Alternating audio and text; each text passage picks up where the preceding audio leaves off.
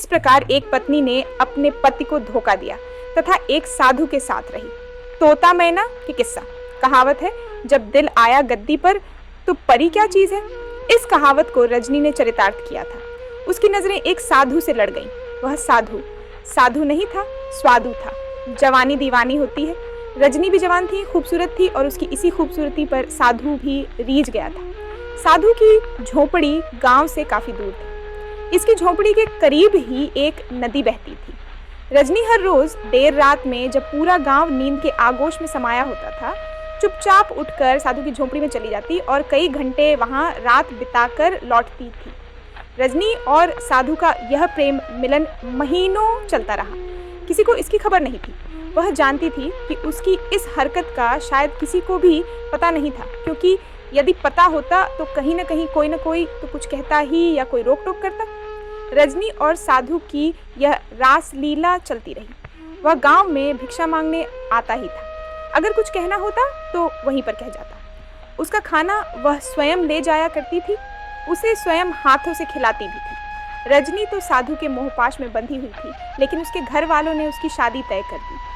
हो सकता है कि उन्हें रजनी और साधु के मिलन पर शक हो गया हो या किसी ने उनसे शिकायत कर दी हो। उस साधु से रजनी का पिंड छुड़ाने का और कोई तरीका नहीं था। ये सबसे अच्छा तरीका था कि विवाह होने के बाद वह अपनी ससुराल चली जाएगी और उनका मिलन बंद हो जाएगा। रजनी की शादी हो गई। 2-4 दिन बाद जब वह अपनी ससुराल से वापस आई तो साधु के पास गई। साधु ने रजनी को कई झापट लगाए और काफी बुरा भला भी कहा।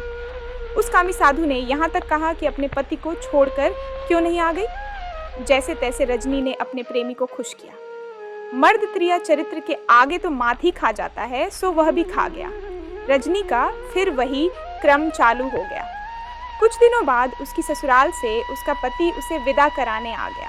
उसके पति राकेश के साथ उसके परिवार के और लोग भी थे। 1-2 शायद उसके मित्र भी थे। रात्रि में काफी देर तक खाने पीने का क्रम चलता रहा। रजनी को रात में 12 बजे के बाद समय मिला। तब वह अपने प्रेमी का खाना लेकर चल दी।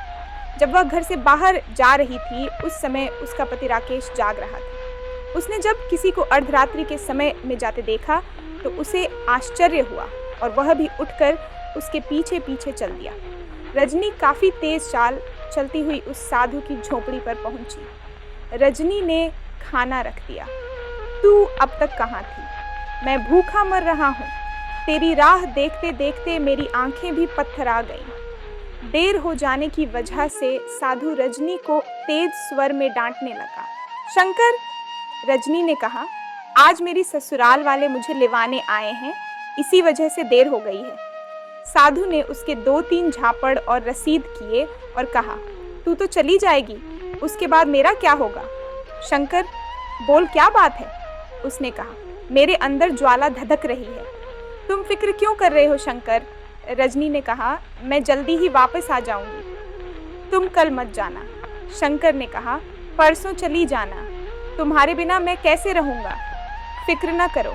रजनी ने कहा, यदि संभव हुआ तो मैं कल रुक जाऊंगी और उसके बाद यदि मैं ज़्यादा दिन तक ना आ पाई तो तुम वहाँ आ जाना।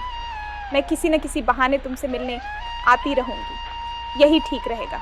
शंकर ने कहा, मैं वहीं आ जाऊंगा, फिर तुम्हें यहाँ नहीं आना पड़ेगा और हमारा मिलन होता रहेगा। राकेश झोपड़ी के पीछे खड़ा हुआ सब सुन रहा था, सब देख रहा था। उसकी आंखों में खून उतर आया था। उसके जी में आ रहा था कि उसी समय उन दोनों को जान से मार दे, मगर न जाने क्या सोचकर वहां से चला आया और आकर चुपचाप अपने बिस्तर पर लेट गया।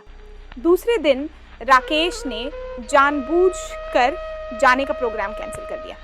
ये जानकर कि जाने का प्रोग्राम कैंसिल हो गया, रजनी बहुत प्रसन्न हुई, लेकिन उसने अपनी प्रसन्नता पति पर या घर के किसी अन्य सदस्य पर जाहिर नहीं की। दूसरे दिन रात्रि में भोजन करने के बाद राकेश चुपचाप वहां से चला गया। वह वहां से तेज तेज चलता हुआ उस साधु की झोपड़ी पर आया। उसने वहां जाकर साधु शंकर के 2 टुकड़े कर डाले और फिर वह वहीं पर खड़े एक पेड़ पर छट गया। वह अपने आप को पत्तों में छुपाए हुए था। करीब 1 घंटे बाद उसकी पत्नी रजनी वहां आ गई। वह एक हाथ में थाल में शंकर के लिए भोजन लिए हुए थी। उसने दुल्हन की तरह श्रृंगार कर रखा था। रजनी शंकर की झोपड़ी में पहुंची। उसने वहां जाकर शंकर के 2 टुकड़े देखे। शंकर की यह हालत देखकर रजनी की जो हालत हुई वह देखने लायक थी। उसने वहीं पास में पड़ा हुआ गंडासा उठा लिया था और नदी किनारे पर इधर से उधर तक दौड़ती फिर रही थी। निश्चित था कि यदि शंकर का कत्ल करने वाला उसे मिल जाता तो वह उसके टुकड़े टुकड़े कर डालती। प्रेम और विरह की अग्नि ने उसके तन बदन में आग लगा रखी थी। उसने नदी के किनारे पर इधर से उधर कई चक्कर काटे और जब कोई नजर न आया तो गंडासे को वहीं पर डालकर लकड़ियां इकट्ठी करने लगी। कुछ लकड़ियां तो उसकी झोपड़ी में थी, कुछ और इकट्ठी की और फिर उसके सिर को धड़ से जोड़कर उसने झोपड़ी का फूस नीचे गिराया और धूने की आग से उसमें आग लगा दी। शंकर की चिता जलने लगी। जब चिता खूब धू धू कर जलने लगी तो वह थके से कदमों से अपने घर की ओर चल दी। उसके जाने के बाद राकेश पेड़ से नीचे उतरा और वापस चल दिया। वह आकर अपने बिस्तर पर लेट गया। कुछ देर बाद नींद ने उसे अपनी आगोश में ले लिया। रजनी भी आकर अपनी चारपाई पर लेट गई। वह पूरी रात 1 मिनट को भी न सो सकी थी। वह अपने प्रेमी साधु शंकर की याद में पूरी रात आंसू बहाती रही। सुबह उठकर प्रतिदिन के आवश्यक कार्यों से निवृत्त होकर तैयार हो गई अपनी ससुराल जाने के लिए। यह सत्य है कि नारी का हृदय भी सागर की तरह विशाल और गहरा होता है। उसमें न जाने क्या क्या समा जाता है। सुबह उसके चेहरे पर रात की घटना की जरा सी भी परछाई नहीं थी। चेहरे पर किसी तरह की कोई शिकन नहीं थी। राकेश ने भी कमाल का काम किया था। उसने रात को घटना की किसी से कोई जिक्र नहीं किया था। वह अपनी पत्नी को विदा कराकर ले आया था।